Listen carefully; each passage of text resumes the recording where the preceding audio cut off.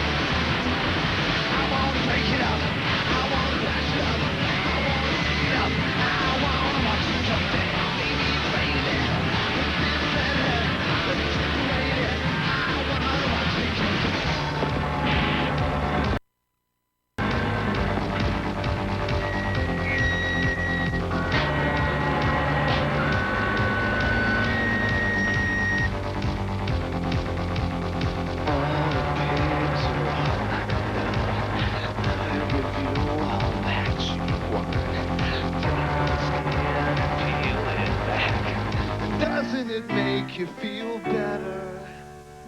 The pigs have won tonight.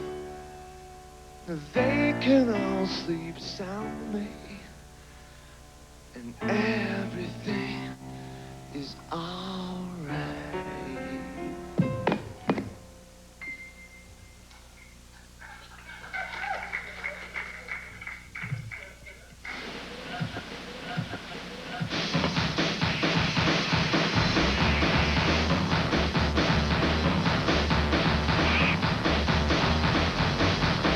Where it all happens. We have Nothing Studios here in New Orleans. Hi, hello. Look, which one of these launches the shuttle? Lots of buttons here. Actually, I've never been in this room. It's all prop. We just set this up so these guys think I'm smart. It just started as a place to put a console, and it wound up being kind of a place where we could create. And we set up a room that was large enough that, I mean, unlike I think a lot of bands, we pretty much record everything in the control room, so we needed a place that was big enough to accommodate that and still sounded good. So had some engineers design the acoustics of the room, and we wanted it big enough we could put all our crap in here. And then all the singing is usually done right over there. We just stand, it'll just be me and say Alan Mulder and a couple other people of the team. And it's just to have a good kind of comfortable place to work. A lot of times I'll hear a sound in my head or we'll have an idea that's kind of based on, I know if I run it through that and maybe try this, we can come up with certain things. So we really get intimate with the equipment and kind of know how it works. And a lot of it's old stuff that is broken or certain things don't work right. Like use a tape echo a lot, but the motors doesn't work quite right. So everything kind of has this warbly, dilapidated feel to it that we like. How much do you actually use? Or do you get to a point where you're done with one particular piece and you're just on another set? Most of the stuff in here we use. I mean, we know how it works. I mean, I was thinking back in the days of Pretty Hate Machine, I really had, I just had one little computer and a tiny sampler and two other keyboards that are still in this room. And because of stuff, I knew every way to get any sound I wanted out of those things. You know, I knew every trick there is to them. And then I found, wow, I got some success, and I got some money, and I spent it all in this room, and now I've got expensive versions of all that stuff. And you start to realize you don't know as much about how to get, you can't get right into those the way you did the other stuff. So a lot of time before we started an album, I'll kind of split the day up into taking a few hours just to really go in and familiarize myself with what equipment can do and how things sound. I mean, my instrument really is primarily keyboards in the studio. So much like someone might go out and find a guitar that plays the way they like, I'll get excited about taking a delay and really messing with it and seeing what can come out of it, or a sampler and things like that. Or a meatball, if you want, really. Or a meatball. What does a meatball do? Meatball's kind of a filter pedal with a silly name. Not as silly as the ring stinger.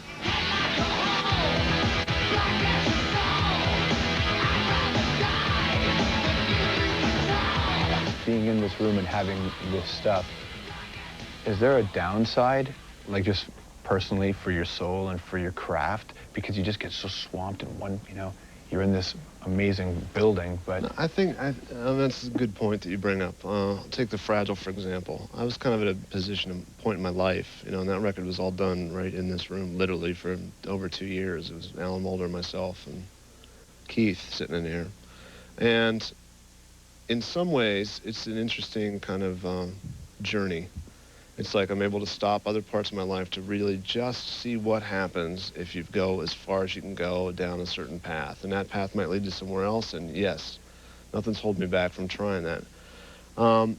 The price you pay kind of is you become very unbalanced as a human being, and your life becomes get up, immediately go to the studio, and work till you can't think straight. At some point I realized, wow, it's like there's all these things I thought, well, I'll get to that someday, like, you know, a family or real friends, or, you know, learning other things, how to do things in life. Or dealing with this thing that you haven't dealt with. Yeah, that I've been running away by hiding in a studio. So I'm much more consciously aware of those things I do. And I'm not saying I'm trying to be a bit more well-rounded.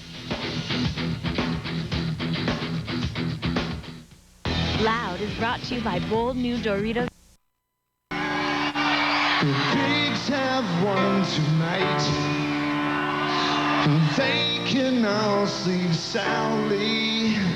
Your relationship with your audience through your music, like, never mind Trent the person, but just your music, you'll find desolation, you'll find emptiness, you'll find hope, you'll find these things, and so through your disconnectedness, everybody relates to you, and you're sitting there going, I'm not better yet. Yeah, I mean, that kind of gets into the question someone's asked me, you know, hey, if you ever get happy, does that end your career because the only thing people like is the fact that you've made a career out of isolation and unhappiness, you know, you've trapped yourself in this kind of catch-22 of whatever, but fortunately, I haven't got, no. I mean, really, I think about, every time I sat down and tried to write music, it's really been, the main criteria has been to be honest with myself and who I am and what I'm feeling at that time. And that's focused on more of negative aspects than happy ones. I'm real happy. I don't really feel like writing a song about it.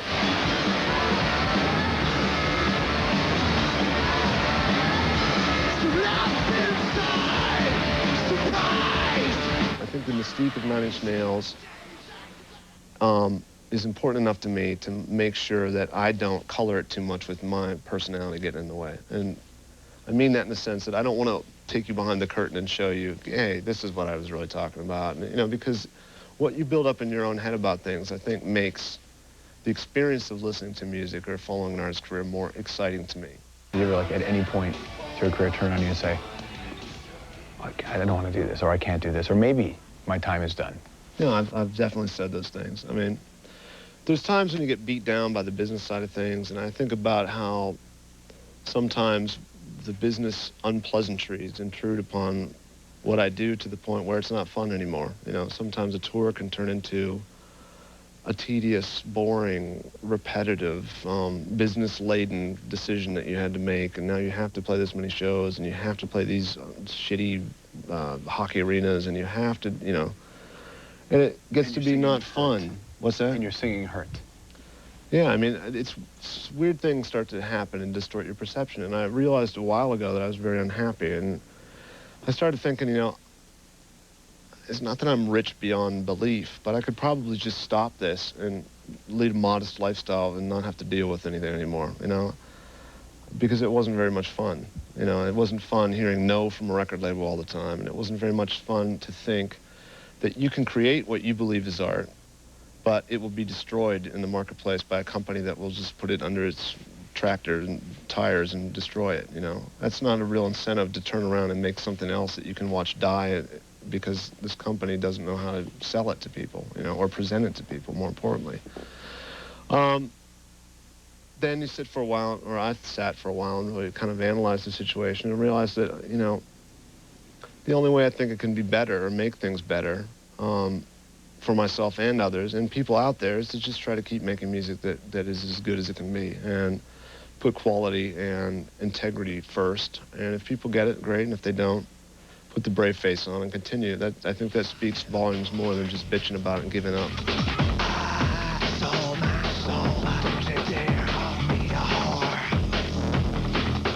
I'm not real comfortable with being treated as celebrity all the time. I don't think it's good for your soul to be around that. I don't think once you start believing the hype and that you know, in any way more important than anyone else, I think that starts to really corrode a part of you that's important to keep in touch with.